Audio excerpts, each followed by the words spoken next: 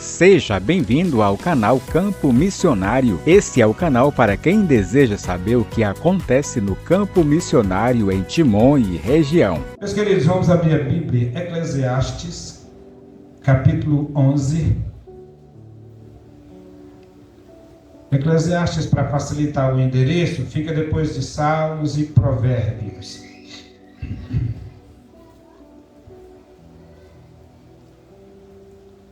Versículo 1. Lança o teu pão sobre as águas, porque depois de muitos dias, que mais? O acharás. Lança o teu pão sobre as águas, depois de muitos dias o acharás. E o outro texto é o texto base da festa, Mateus 16:18, quando o Senhor disse a Pedro: te digo que tu és Pedro, sobre esta pedra, ou mais sobre esta pedra edificarei a minha igreja, e as portas do inferno não prevalecerão contra ela. Esses dois textos, o primeiro em Eclesiastes 11, nos fala da sementeira, lançar a semente, lançar o pão, ser generoso, partilhar o que temos. Isto é dádiva de Deus. O primeiro texto está relacionado ao plantio, à sementeira, a semear a semente do Evangelho. E o segundo texto está falando sobre a firmeza da igreja, a resistência da igreja. E quando nós falamos sobre a igreja, a história da igreja, como é o tema da festa, um tema muito bom, por sinal, a história da igreja, a gente vê lá no passado que a igreja do Senhor, quando a gente faz uma retrospectiva, ela levava muito a sério esta mensagem de Eclesiastes: lança o teu pão. É uma figura de linguagem que lá na cultura árabe, na cultura oriental, também dos judeus, eles lançavam sementes às margens dos rios. Para tempos, meses, dias e meses depois, estas sementes, eles tinham essa esperança que à margem dos rios, elas iriam germinar e iriam dar frutos. E eles teriam uma boa colheita. Por isso que o texto diz: lança a tua semente. Outras traduções têm este texto: lança a tua semente. E outras traduções têm: lança o teu pão sobre as águas, porque depois de muitos dias o acharás. E nós somos resultado daqueles que lá no passado plantaram, semearam a boa semente. Quando nós olhamos para a igreja primitiva, nós nos questionamos: o que tinha eles, o que a igreja, o que os primeiros crentes, os primeiros cristãos tinham de recompensa, a não ser perseguições, prisão, a guilhotina, as crucificações? O que eles tinham como prêmio? Mesmo com a cabeça na guilhotina, como foi o caso do apóstolo Paulo, mesmo como apedrejados, crucificados, o general, não o general, mas César, ele mandou tocar fogo em Roma, para depois pôr a culpa nos cristãos. Como a culpa recaiu sobre os cristãos, ele mandou persegui-los, crucificá-los, matá-los. Era esta a recompensa que, a olho nu, a igreja primitiva tinha. Os crentes primitivos, os primeiros cristãos, eles ganhavam como prêmio na terra isto. Mas quando olhamos para a questão espiritual, a palavra do Senhor diz: as coisas que os olhos não viram, os ouvidos não ouviram, são estas coisas que Deus, o Pai, tem nos preparado. Louvado seja Deus. Isto alimentava a vida espiritual dos nossos irmãos, os cristãos. Paulo, escrevendo aos Filipenses 3,14, ele dizia que tudo aquilo que ele tinha, todo aquele saber, aquela intelectualidade, aquela inteligência, aquela tradição rabínica que ele tinha aprendido aos pés do mestre Gamaliel, todo aquele status que ele tinha de ser cidadão romano e ao mesmo tempo ser da tribo de Benjamim, Paulo diz assim: eu considerei tudo isto, todo este ganho, como esterco. Você sabe que esterco é cocô. E Paulo diz: eu considerei tudo isto como esterco por causa da sublimidade do conhecimento de Cristo Jesus, o nosso Senhor. Louvado seja o nome do Senhor. Aquele pequeno grupo de pescadores, cobradores, empregados nos palácios, escravos, eles mudariam o mundo, estremeceriam reinos, coroas cairiam. Tudo isto por causa da sublimidade do conhecimento de Cristo Jesus, o nosso Senhor. Quando em Atos 2 o Espírito Santo desce sobre a igreja, nós encontramos ali em média 15 nações representadas. Tinha gente da Capadócia, tinha gente da Etiópia, tinha gente da África, que a Etiópia é na África, claro. Tinha gente de várias nações, em média 15 nações. E nos faz lembrar aquele texto que diz que como as águas cobrem o mar, assim o Evangelho iria permear toda a terra e mudaria como mudou o mundo.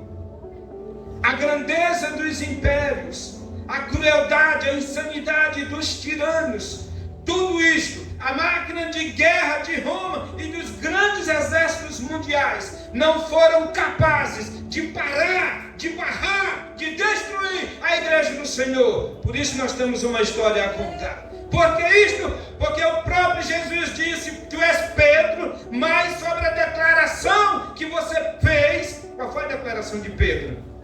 Tu és o Cristo, o Filho do Deus vivo. E Jesus disse: sobre esta pedra, sobre esta declaração é que você fez a meu respeito, sobre este conhecimento que você tem de mim, eu edificarei a minha igreja, e as portas do inferno não prevalecerão contra ela. As grandes ameaças e perseguições passaram,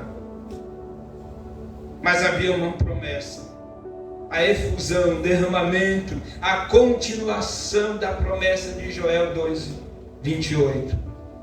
E acontecerá, diz o Senhor, que nos últimos dias derramarei do meu Espírito sobre toda a carne. No Antigo Testamento, na Antiga Aliança, o Espírito Santo vinha de forma seletiva sobre algumas pessoas, reis, rainhas, profetas, sacerdotes, mas a promessa em Joel 2:28 é que o Espírito Santo seria derramado na história da igreja sobre todas as nações, sobre toda a carne. Vossos filhos e filhas profetizarão, pregarão, anunciarão. Os velhos terão sonhos, os jovens terão visões. E tem uma palavra que me chama a atenção: até, que é o limite, até sobre os meus servos e servas derramarei do meu Espírito naqueles dias. E aquele Espírito Santo que desceu sobre a igreja primitiva foi se alastrando como fogo se alastra em uma roça pronta para a coivada. Chegamos mais ou menos no século XVIII e XIX, até no início do século XX. Nós encontramos o início de de grandes avivamentos. Tinha Parham, tinha John, tinha aquele pessoal da igreja wesleyana como John Wesley, Susana Wesley, que era a sua mãe, que ensinou-lhe sobre o Espírito Santo. Aí de repente Deus levanta William Seymour, lá na rua Azusa, Deus levanta outros pontos de avivamentos em Chicago. E de repente, aquele negro, e era até cego de um olho, né? William Seymour, eu vi uma foto dele em preto e branco, tinha um problema, ele era cego de um olho, só enxergava de um, imagina se fosse um dos dois. E Deus o usou poderosamente na Rua Azusa, 312 ou 318 o número. A ponto de a mídia da época mandar jornalistas para aquele galpão para saber o que era aquele movimento. E ele dizia: isto é o que Deus prometeu em Joel capítulo 2, que derramaria do Espírito sobre toda a carne. Louvado seja Deus. Grandes avivalistas, grandes pregadores se levantaram daqueles movimentos no início do século XX. De repente, aquele movimento está em toda a Europa, chega nos Estados Unidos, que era uma nação que estava crescendo muito. Dois rapazes, ou muitos rapazes e moças, saíram de seus países para a América do Norte. E de repente lá se encontra dois meninos, eu digo menino porque eram muito jovens em relação a mim, que já tenho 55. E aqueles dois rapazes se encontram ali em uma escola de teologia, experimentam a experiência do batismo com o Espírito Santo, falaram em línguas. Teve uma jovem por nome Agnes. Eu tive esse nome em minha mente muito tempo e eu pensava, quando eu casar, que tiver uma filha, o nome dela será Agnes. Mas botei foi Mayra, foi diferente, né? Mas assim, Agnes passou 3 dias falando em mistérios com Deus. E há quem diga que ela falava uma língua semelhante ao hebraico. Coisa linda, e aquelas experiências foi crescendo, tomando o coração da juventude da época, até que em 1910, 2 rapazes entre 23 e 26 anos chegam a Belém, 19 de novembro de 1910. Quem lembra o nome daqueles 2 meninos? Daniel Berg e Gunnar Finger. Chegaram ali em Belém, sem nada nas mãos, a não ser uma maleta, uma mala. E o que tinha na mala? Alguns pertences pessoais e Bíblia e Novo Testamento. Chegaram sem saber a língua portuguesa. Chegaram sem ter um conhecido, um amigo no Brasil. Chegaram no restaurante e olharam o cardápio, mas não sabiam. Só fizeram apontar e comeram, parece-me que feijoada. Depois o dinheiro acabou. Quando o dinheiro acabou, eles foram começar o quê? Manga. Café, manga no almoço, manga na janta. Lá em Belém, que é chamada até a terra das mangas. Tudo isto. Chegaram aqui sem nada nas mãos. Chegaram aqui, não foram enviados por nenhuma igreja, vieram por conta própria. Mas Deus cuidou deles, nada lhes faltou. E o que os trouxe para o Brasil? O amor pelas almas. Isto era o sustento daqueles 2 meninos, daqueles 2 rapazes. O amor pelas almas no Brasil. Aprenderam a falar o português, saíram de Belém para Bragança e depois para Marajó, para ilhas ali, e anunciando sempre o Evangelho e a experiência do batismo com o Espírito Santo. Era uma mensagem tão simples, era uma mensagem quadrangular, e uma mensagem simples. Jesus salva, quem lembra? A mensagem quadrangular. Jesus salva, Jesus cura, Jesus batiza com o Espírito Santo e Jesus voltará. Glória a Deus. Não era uma mensagem eloquente, tão teológica, não, simples, mas foi o fundamento desta história da Assembleia de Deus que hoje nós, da qual estamos falando hoje. Louvado seja o nome do Senhor. Com o tempo, Belém cresce, a igreja cresce, torna-se uma base missionária e começa a enviar muitos jovens pregadores Brasil afora, por cidades, vilarejos, e ali 2 jovens senhores vieram para o Maranhão. Um colombiano e o outro era húngaro, João Jonas, e o outro era o colombiano Clímaco Bueno Asa. Clímaco Bueno Asa chegou já mais tarde no Maranhão, em 1920, em junho de 1920. Só que o Jonas, o missionário João Jonas, alguns históricos que eu estava pesquisando, diz que ele passou para evangelizar Regeneração no Piauí e Floriano. Então ele teria que passar aqui pelo município de Timon, a antiga vila de Flores, onde tinha uma passagem. Porque Timon fazia parte da antiga Estrada Real. Quem saía do Piauí para partes do Maranhão tinha que passar pela cidade ou pela Vila de Flores. E dá a entender que João Jonas foi quem primeiro anunciou o Evangelho em nossas regiões. Bem, deixemos ele de lado. Quando o Clímaco Bueno Asa chega em São Luís, ali na capital, ele começa a evangelizar. Tem os primeiros cultos. E a mensagem começa a se espalhar, de forma que, em 1927, o pastor Prudente, ele vem para Teresina. E eu estava lendo, há uma carta que diz que ele veio evangelizar, e em 28 ou 30, ele veio efetuar um batismo. Inclusive tem uma carta de Alfredo, foi quem primeiro evangelizou Timon, Alfredo Carneiro, que diz que em Timon, em 1927 até 1930, tinha um pequeno grupo de crentes. Naquela época, irmãos, havia a revolução em Sul e Sudeste. O sargento Alfredo, ele estava na frente de batalha daquela revolução. Quando ele retorna para o Piauí, ele passa por São Luís e demora um período por lá. E lá o pastor o chama e diz: olha, você vai para Teresina no Piauí, que antigamente era Chapada do Corisco, não era Teresina.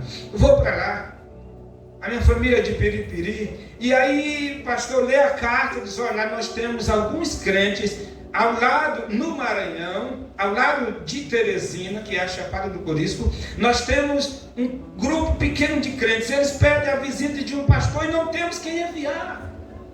Como o senhor é militar, tem curso livre na estrada, o senhor chega lá com facilidade. E ele veio, foi para Teresina, atravessou o Parnaíba. Quando ele viu a necessidade dos primeiros crentes, 1932, e já era o ano quando ele veio, ele tirou a farda, entregou a arma, entregou o registro militar.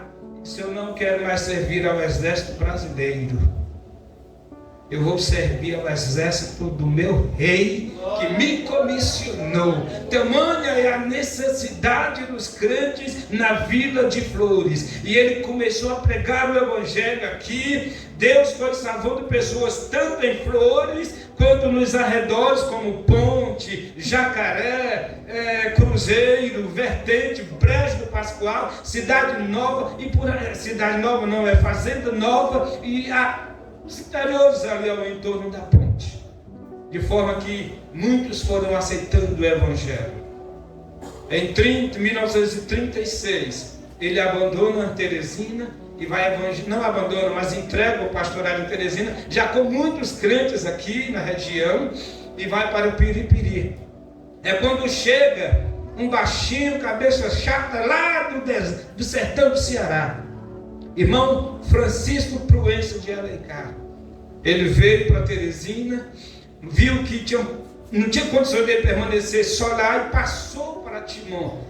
E aí de Timon ele viu que já tinha um bom número de crentes, começou a colocar pontos de pregação, tanto aqui quanto principalmente na ponte. Por que na ponte? Porque lá na ponte tinha a fazenda do Zé Gaú, tinha o castelo, que é ali bem antes da ponte, e tinha muitas fazendas ali, irmãos, aquela região, eu sou dali, meus avós do Buritizinho, meus pais, eu nasci no Buritizinho, então aquela região ali era muito fértil. Como tinha engenhos, cana-de-açúcar, cachaça, rapadura e mel, essas coisas, então era um braço comercial praticamente de Teresina. E aí o evangelho cresceu para lá. Primeiro foi feita a congregação do Brejo, que era no Brejo Pascoal, para depois descer para a ponte. Onde é que eu quero chegar? É que como Deus trabalha. Primeiro cresceu a região da ponte, veio para Timon. Por que Timon? Porque muitos, para ir para Teresina, construíam suas casas aqui. E os filhos vinham para estudar. Outros vinham para trabalhar, porque já era capital. O Conselheiro Saraiva já tinha emancipado Teresina como capital e por aí vai. Então o trabalho de Teresina dependeu em muito do trabalho de Timon. Para a glória de Deus, eu digo isto. Então, desta forma, foi que Deus foi trabalhando na nossa cidade. Amém? Amém. Glória a Deus. Dá para ouvir mais um pouquinho? Meus irmãos, quando o Evangelho começou a crescer na Vila de Flores, nós tivemos batismo em 1938, tivemos batismo em 1932, depois em 1936, 38 e 1940. Em 47, como a igreja na Vila Flores, hoje Timon, já tinha muitos crentes, tinha condição de sustentar o seu pastor, a sua emancipação, aí desmembraram. Então a nossa igreja em Timon é de 1947. Só que nós temos aí um silêncio de 20 anos. Por quê? Porque em 1927, 1928, 1930 já tínhamos crentes aqui, embora o trabalho não fosse ainda organizado, mas já tínhamos crentes. Quem evangelizou? Se Carneiro só chegou em 1932. Daí nós concluímos, como pesquisadores, que missionário João Jonas teria passado em Timon quando ia para Teresina para poder evangelizar o Piauí. Não há outra explicação. Se há, só a eternidade vai nos revelar. De certo que em 47 nós tivemos o nosso primeiro pastor, Antônio Jerônimo de Andrade. Foi o primeiro pastor já sendo campo em Timon, tá? Campo independente. Houve algumas situações, depois daquele foi para o Piauí, depois inclusive morreu no estado do Pernambuco. Foi um grande pastor. Antônio foi nosso primeiro pastor, inclusive. Antônio Jerônimo de Andrade. Ele era um sapateiro. Quando a igreja não tinha condições de sustentá-lo, ele consertava sandália de couro, fazia aqueles consertos e confeccionava mesmo sapatos, tá? Então esta é a nossa igreja, é o nosso começo, é a nossa história. Depois veio o pastor Prado, Antônio Alves do Prado, isso lá já no início dos anos 50. Era um excelente pedreiro. E ele fazia pequenas construções. Inclusive, eu estava lendo a história da Assembleia de Deus em Bacabal, ele pastoreou por lá também, pastor Antônio do Prado. Então, a nossa história, a nossa igreja, nós temos, irmãos, uma história ímpar, que dá orgulho ler, dá orgulho estudar. Lacrimejei muitos olhos, chorei bastante quando eu estava há 10 anos, estudando, ou há quase 15, 20 anos estudando. Comecei a estudar a história da igreja há quase 20 anos. E aí a gente escreveu aquele primeiro livro, quando a igreja completou os seus 70 anos, né, 2017, e tem um projeto para 80 anos a gente fazer uma segunda edição, se for a vontade do Senhor. Então, a nossa igreja, quando eu penso na forma de Deus trabalhar, ali no Brejo tinha um moço de cor, bem pretinho, bem moreninho. Pense no homem de Deus, Antônio Valério, homem de visão espiritual, homem de oração. Morreu ali na região de Pedreiras, mais para frente um pouco, Vitorino Freire. Estudando a história de Vitorino Freire, descobri o nome de Antônio Valério por lá. Então Antônio Valério era um homem de Deus, era um homem de oração. E havia um moço por nome Cipriano. Esse homem ficava possesso.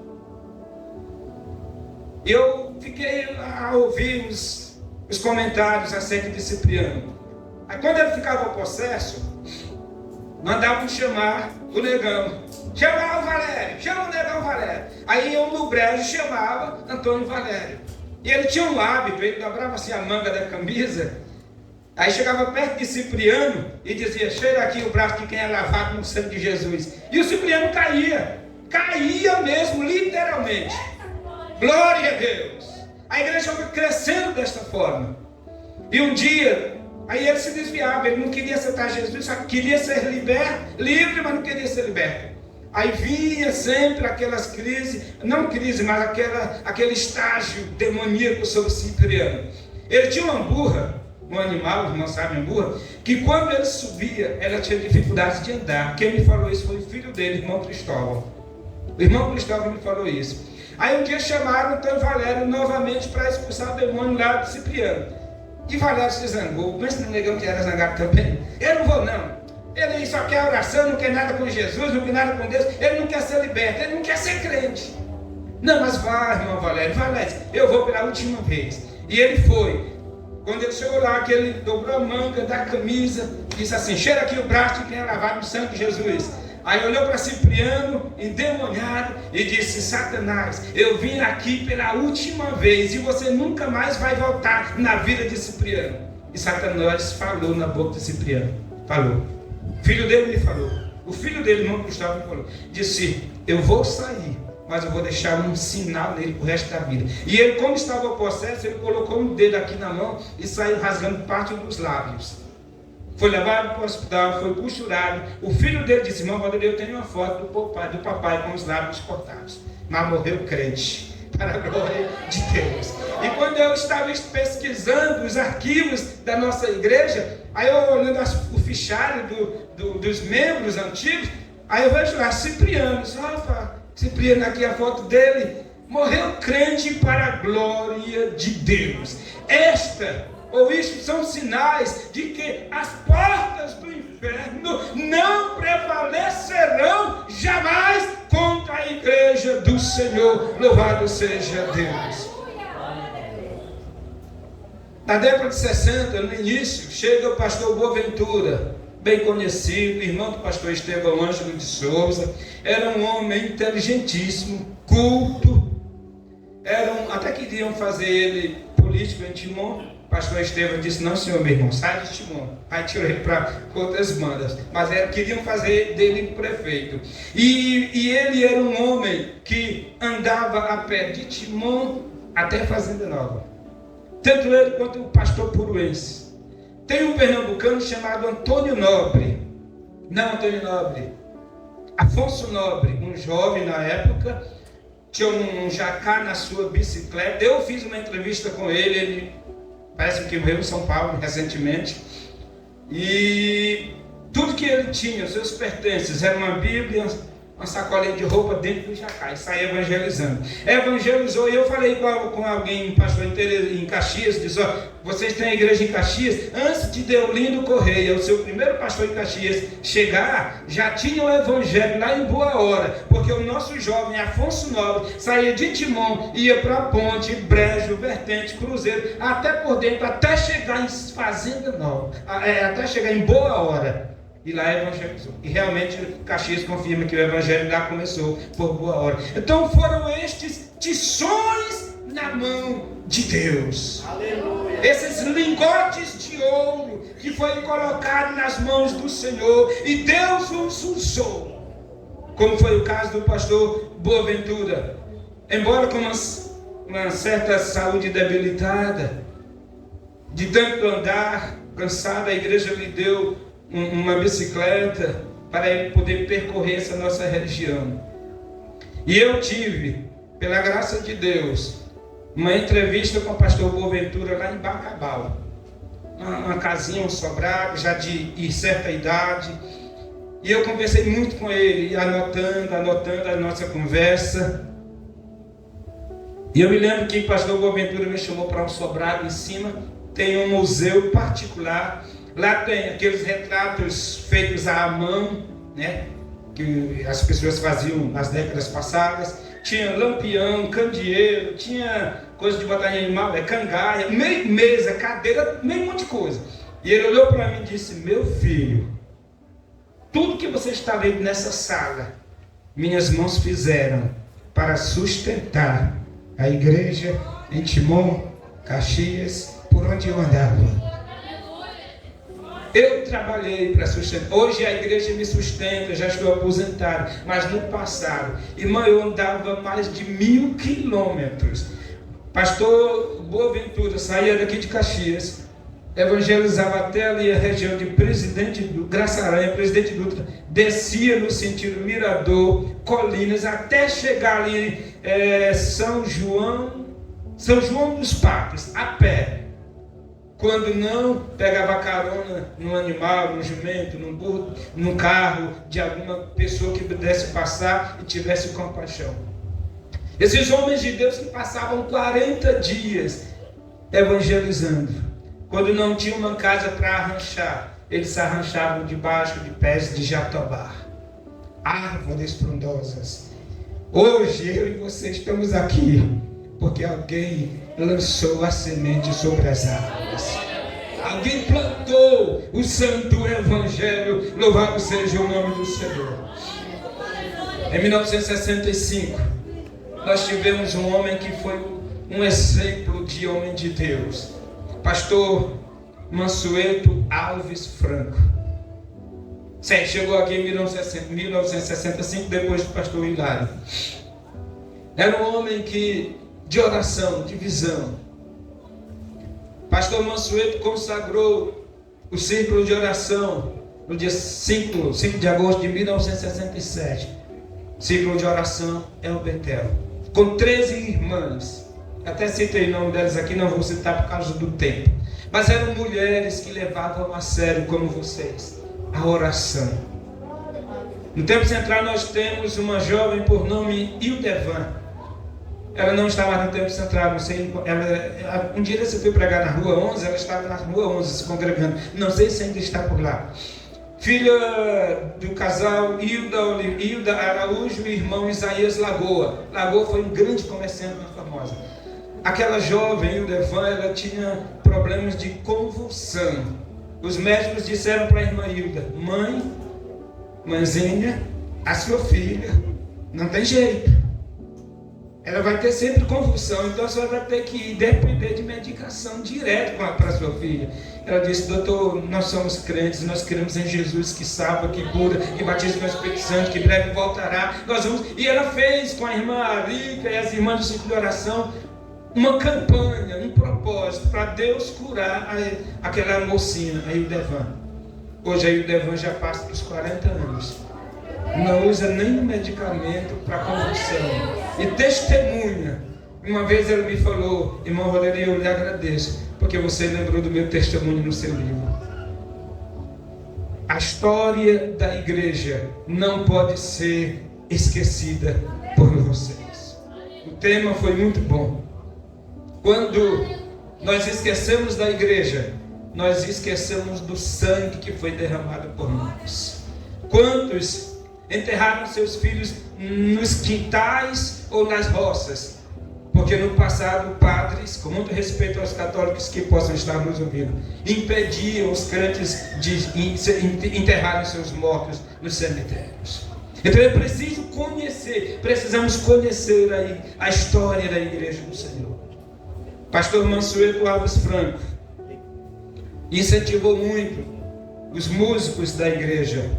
Os primeiros tocadores como Daniel, Isaías Nobre, Osiel e outros ali na sede, naquela época, na década de 70, receberam incentivos, os primeiros instrumentos ali, através do nobre pastor Mansueto Alves Franco. Inclusive ele, no mês de outubro de 67, ganhou para Jesus o presbítero Simeão Ventura de Souza, que foi um nome, um ícone na história da igreja de Timon, que não pode ser esquecido. Não pode. Saiu de Timon, foi para Caxias, pastor Mansueto. Homem amoroso. Tempo Central tem o irmão Daniel Gomes, bem conhecido, secretário, já de certa idade. Passou uma crise quase desviando-se. Motorista de táxi, não se congregava mais. Pastor Mansueto foi lá no ponto de táxi buscar ele. Você não vai abandonar Jesus. Se firme no Evangelho. E até hoje ele está na igreja para a glória de Deus.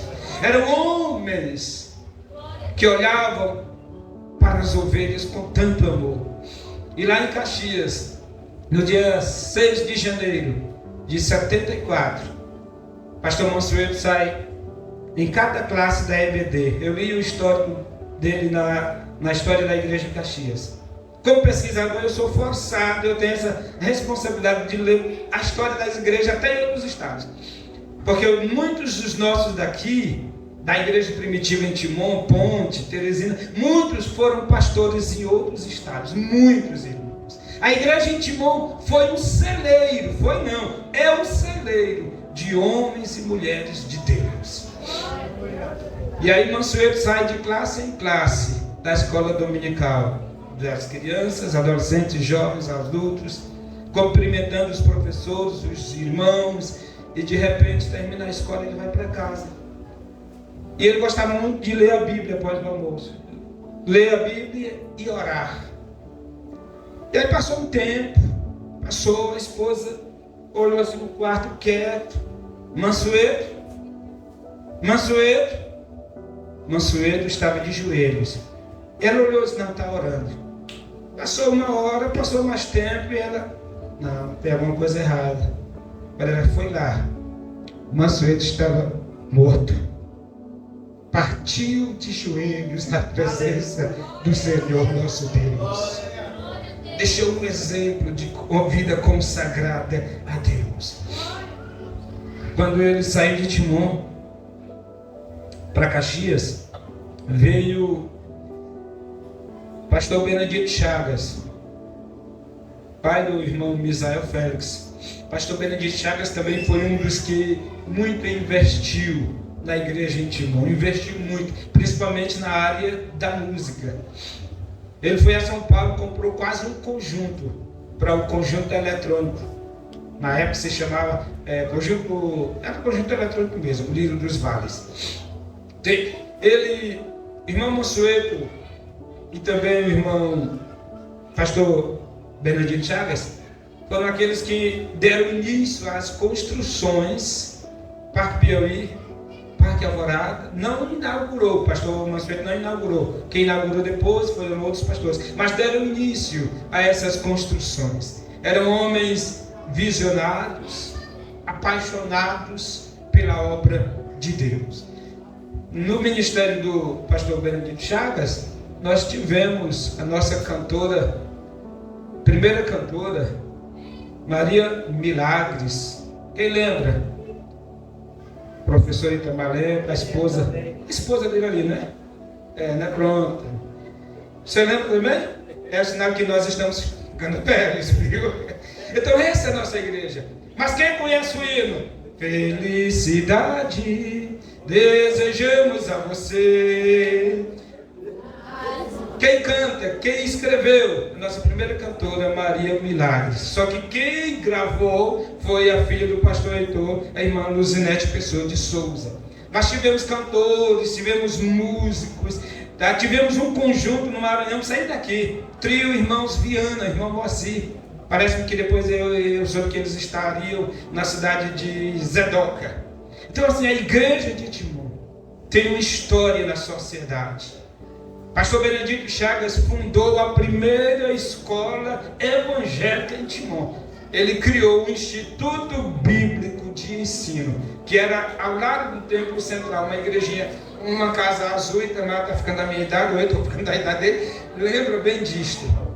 Então esses homens tinham uma visão de crescimento da igreja do Senhor. Comprou vários imóveis para a construção de congregações. Principalmente nessa região aqui, quando foi construída a 226, se não me engano, essa BR, né, Itamar? 226, que 222 é que vai para o Ceará.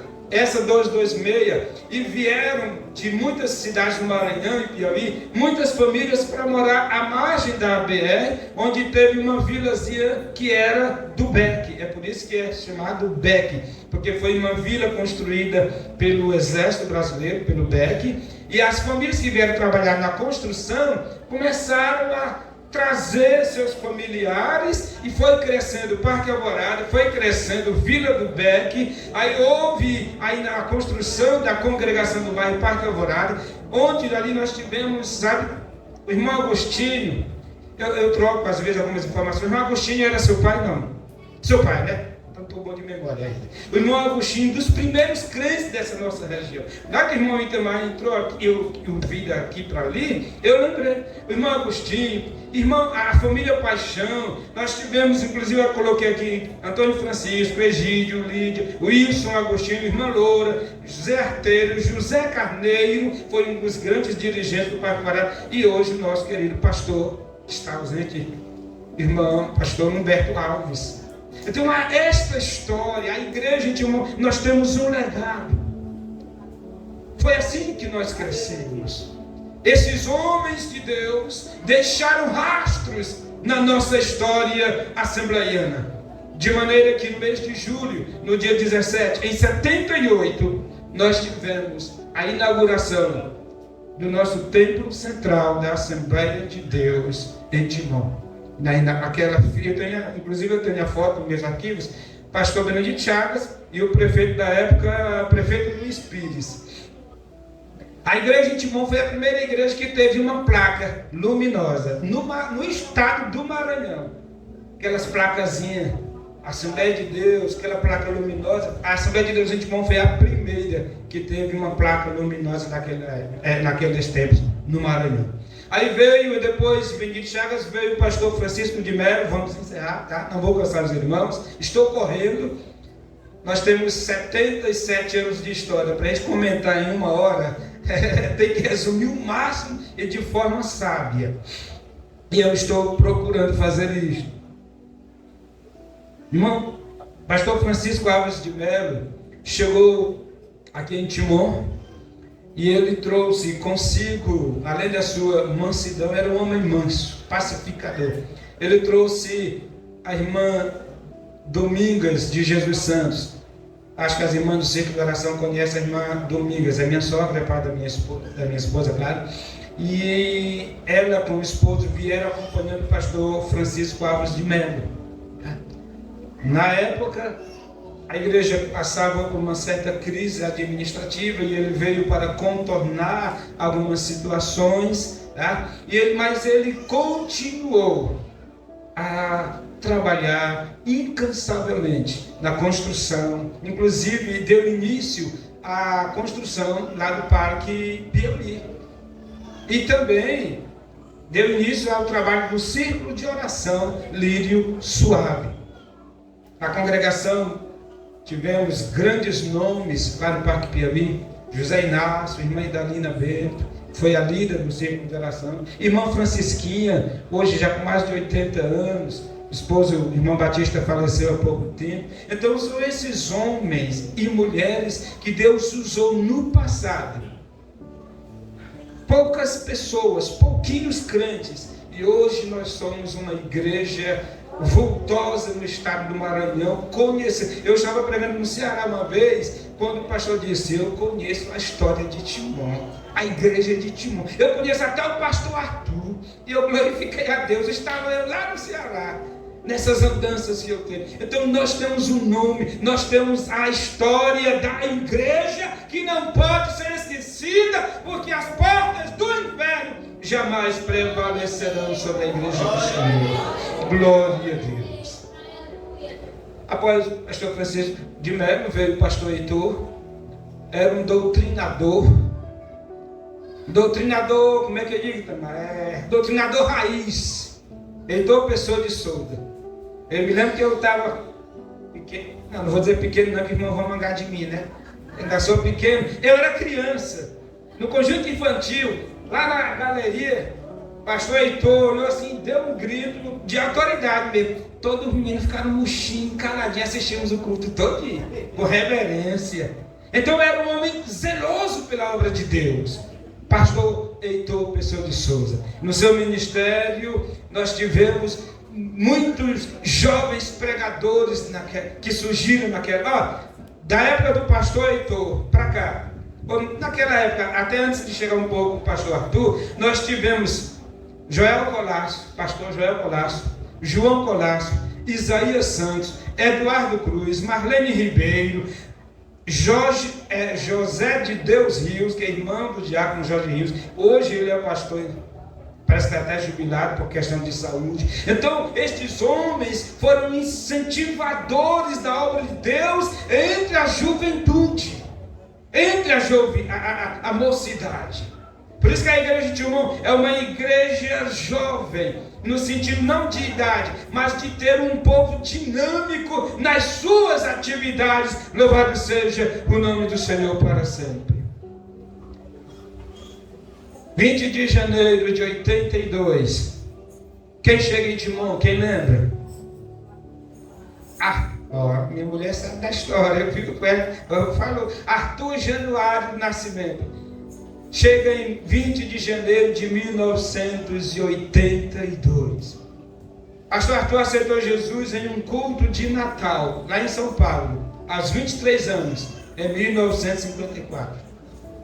Saiu do emprego, veio para Itainópolis, no Piauí, onde já passei lá também. Evangelizou a família, a sua mãe aceitou Jesus. Ele foi aos poucos ingressando na obra do Senhor, de certa forma que trabalhou seu primeiro campo, Magalhães de Almeida, casou com a irmã Geni, e aí foi ser pastor em Magalhães de Almeida, foi convidado depois para auxiliar o pastor Estevão Ângelo, onde passou 18 anos, sendo pastor auxiliar em São Luís. Veio para Timon, e o trabalho foi alavancado, como se diz. Deu continuidade à obra do Senhor, deixada por seus antecessores. Incentivou a juventude. Tivemos grandes desfiles, tivemos obra social, tivemos grandes... Quem não lembra das grandes cruzadas em Timon? Pastor Silvestre Salles, de Barra do Corda, veio várias vezes pregar em Timon. Gessé Góes e tantos outros grandes nomes do Evangelho no Brasil que pregaram em nossas grandes cruzadas.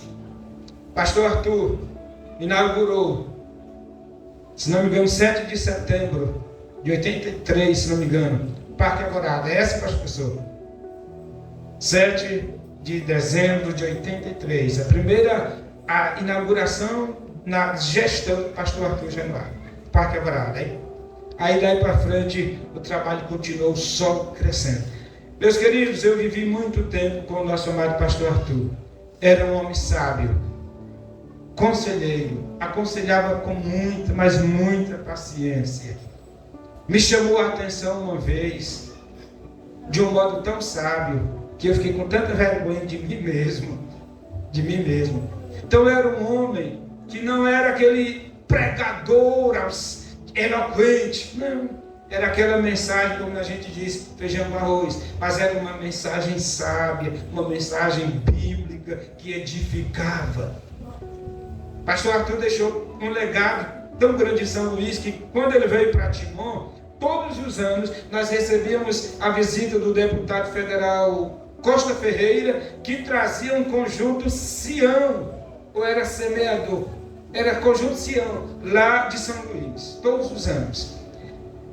Aí foi nosso pastor durante 17 anos. O trabalho cresceu. Na sua gestão, em 1996, por graça e misericórdia de Deus, Deus nos inspirou.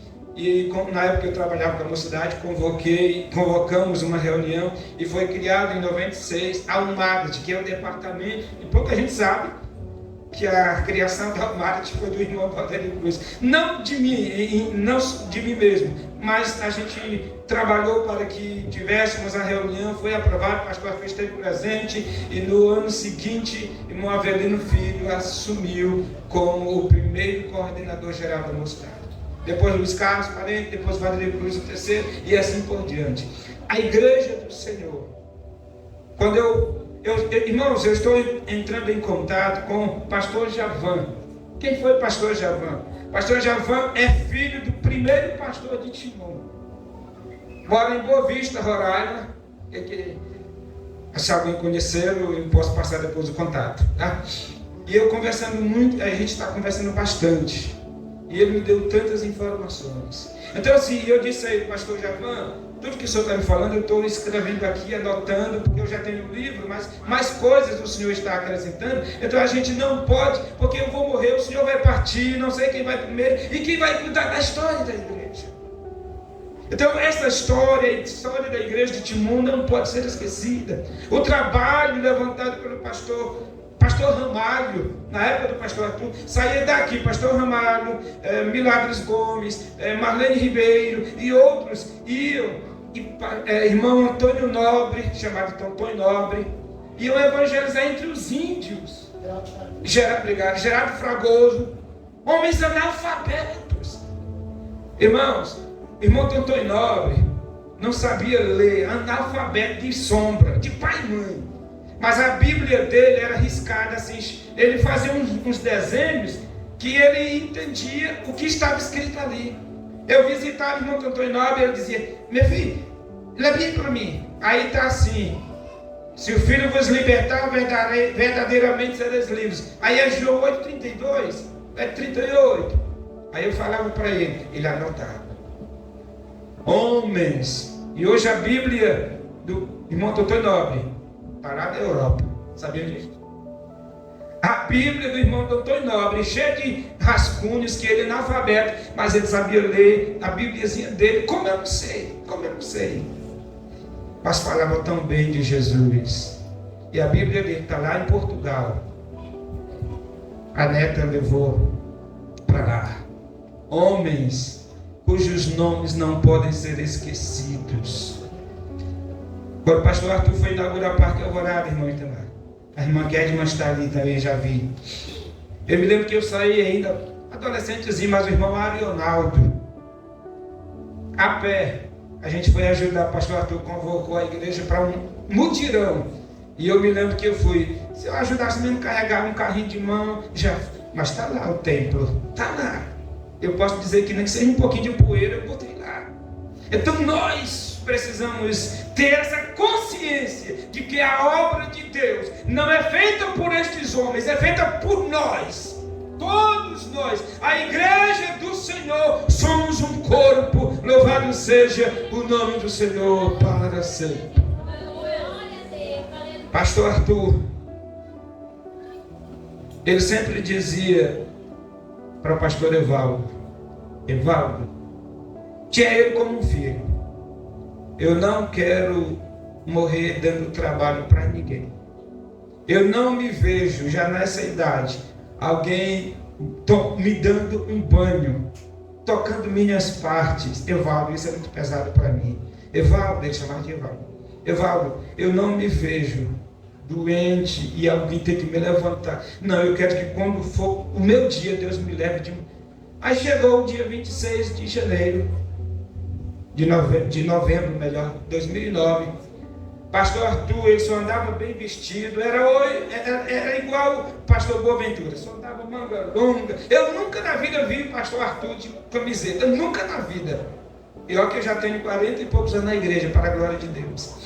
Aí no dia 26 de novembro de 2009, o pastor Arthur se veste, vai na Pão e Leite, compra os pães, fala com o irmão Ivaldo e o irmão, que é motorista de táxi, Martinho Oliveira, obrigado filho, Martinho Oliveira, conversa com eles, vai para casa, toma café, entra no quarto, de repente a irmã Geni grita, o Frank, que era, na época, morava com eles, Frank, com aquele grito, o Frank entendeu que não havia alguma coisa errada. Quando ele entra, pastor Arthur estava tendo problemas de saúde, o coração não aguentava mais, levaram para o Alarico Pacheco, mas lá as veias já estavam, o sangue coagulando, o médico tentou reanimá-lo. O velho coração de menino que tinha o pastor Arthur não resistiu, e no dia 26 de novembro de 2009 partiu para o Senhor. Eu estava no Ceará, meu telefone toca, meu filho só disse 2 palavras: pai, pastor Arthur morreu. E ele não teve mais com Micael, não teve condições de dizer mais nada. O amor que a gente sempre teve para com os nossos pastores. O velho com o coração de menino não resistiu. Mas ele deixou um legado, a obra do Senhor, do tamanho que está. Passou para o pastor Evaldo. Pastor Evaldo, inclusive quando o pastor Arthur partiu, o pastor Evaldo já era o pastor presidente desde 20 de janeiro de 99, tá? E na gestão do nosso amado pastor, a igreja do Senhor tem crescido. Pastor Evaldo teve algumas situações difíceis na sua vida, situações pessoais, não entrarei em detalhes, talvez um dia eu faça uma biografia dele. E ele se afastou do evangelho. João Jonas visitava a casa dos avós do pastor Evaldo Sá, lá em Miraú. João Jonas saía com o irmão Ludo Gero, que era o avô do pastor Evaldo, e passava visitando o interior 40 dias nessa viagem. Aí um dia o pastor Evaldo, nessas crises existenciais que todos nós passamos, ele se desviou, passou muito tempo afastado, casou, mas morando em Timon, ao lado dele, ali na rua 50, tinha uma senhora do círculo de oração, irmã Maria José, uma morena, trabalhava no governo federal, parece-me que no INSS, e ela orava, parede e meia quase, todos os dias. A irmã Maria José dizia: Jesus, salva o meu vizinho Evaldo. Jesus, salva a família do Evaldo. Jesus, salva esta casa. E ele ouvia, ele chegou a testemunhar disso algumas vezes, ele ouvia a irmã Maria José orando. Um dia, ele está numa banca de jogo, lá no bar com os amigos, quando ele sentiu assim, sabe, como que uma voz na alma. Ele se levantou daquela mesa de bar, olhou para os amigos e disse: nunca mais vocês me verão numa mesa de bar. Reconciliou-se na Igreja Batista, aqui em Timon. Mas um dia ele teve um sonho que entrava numa igrejinha assim dessa cor, azul, a fachada azul. Aí passou, esqueceu do sonho. Quando um dia a irmã Maria José, sabendo que ele já tinha se decidido por Cristo na Igreja Batista, disse: irmão Evaldo, obrigado, irmão Evaldo, vamos fazer um culto na Assembleia, vamos comigo? E ele foi. Quando ele entrou no Parque do Piauí, ele viu a fachada azul, a Assembleia de Deus, ele lembrou do sonho: isso é aqui que Deus me quer. E aí veio, se tornou-se membro da Igreja Assembleia de Deus. Foi apresentado como auxiliar, professor, auxiliar, diácono, evangelista, pastor, e assumiu a igreja no dia 20 de janeiro de 99. Uma das primeiras ações do pastor Evaldo foi criar a secretaria, lembrou, Diácono Bonfim lembrou, foi criar a Secretaria de Missões. Parece que missões é o DNA do pastor Evaldo. O crescimento de uma igreja depende da obra missionária. E isto o pastor Evaldo tem trabalhado. Colocou o presbítero Simeão na época como um secretário de missões. Houve a campanha, parece-me que campanha Servir, se não me engano era esse o nome. Tinha depois outros irmãos. Eu sei que o trabalho foi crescendo. O trabalho social também foi crescendo. A visão da igreja, seus recursos no evangelho. A igreja, o pastor Evaldo teve uma visão missionária fantástica. Compramos o ônibus, compramos a rádio FM, Vida FM, que é a nossa rádio. Irmãos, vocês não sabem o valor que tem uma rádio evangélica. Pastor, que pastor sempre prega em Timon, sobrinho, alguma coisa com sobrinho. Um grandão aqui do Piauí, agora está em Teresina, eu lembro o nome dele. Pastor Evaldo sempre convidei. Não, era seu sobrinho, né? Tem sobrinho, obrigado. Serafim, sobrinho. Ele estava pregando no Piauí. Eu estive lá naquela cidade, extrema com Pernambuco. E ele estava pregando no rádio, num programa de rádio. Quando de repente no rádio ele disse: moça, solte a corda! No programa de rádio. Ele foi tomado por Deus. Passou a sua mensagem, passou o programa de rádio. Quando um dia ele está na igreja, uma irmã jovem o procura e diz: pastor, eu quero agradecer a Deus por sua vida. Mas por quê? Você não já é crente? Sou.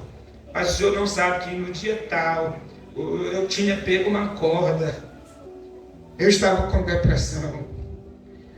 Eu estava com problema na família. Eu não tinha solução para mim.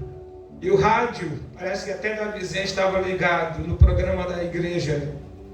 E o Senhor estava pregando uma mensagem, e parte da mensagem, o Senhor deu um grito no rádio, no programa, que disse: moça, solte a corda. Naquele momento, pastor Serafim, eu estava com a corda no pescoço. Eu tirei a corda, dobrei os meus joelhos e estou hoje aqui servindo a Deus.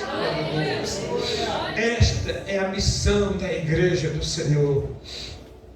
A mensagem não pode parar. As irmãs cantaram: a igreja não pode parar. Apesar dos avanços, das vitórias, das conquistas, os desafios ainda continuam. E Salomão disse: lança o teu pão sobre as águas, pesa sobre nós a responsabilidade de falar de Jesus. Não deixe para amanhã. Encerro por aqui as minhas palavras.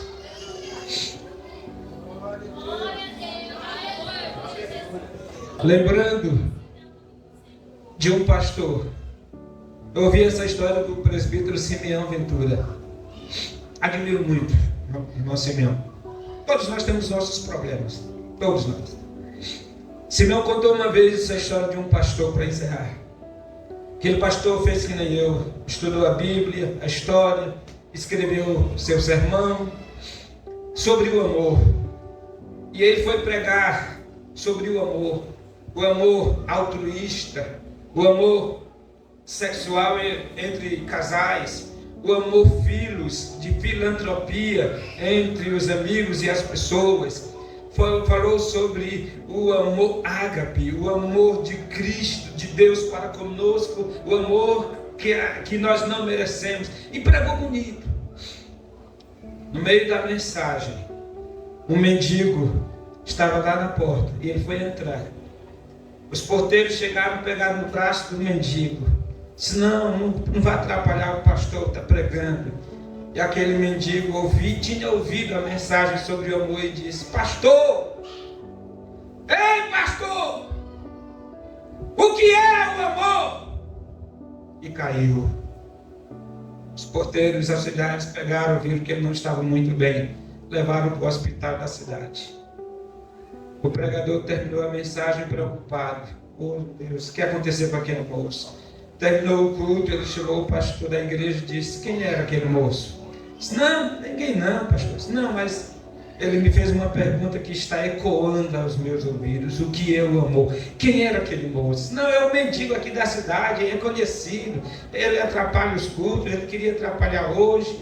Disse: não, mas cadê ele? Levaram para onde? Levamos para o hospital. Me leve ao hospital. Eu quero falar do amor de Deus para ele. Levaram ele para o hospital. Disse: cadê o mendigo que entrou aqui? Disse: é lá na outra sala. Quando ele abriu a sala, tinha uma mesa de concreto, uma pessoa e um lençol. Quando ele levantou o lençol, o mendigo estava morto. Mas a pergunta ardia no coração do pastor: o que é o amor? Você ama? Nós amamos? Que Deus em Cristo nos abençoe.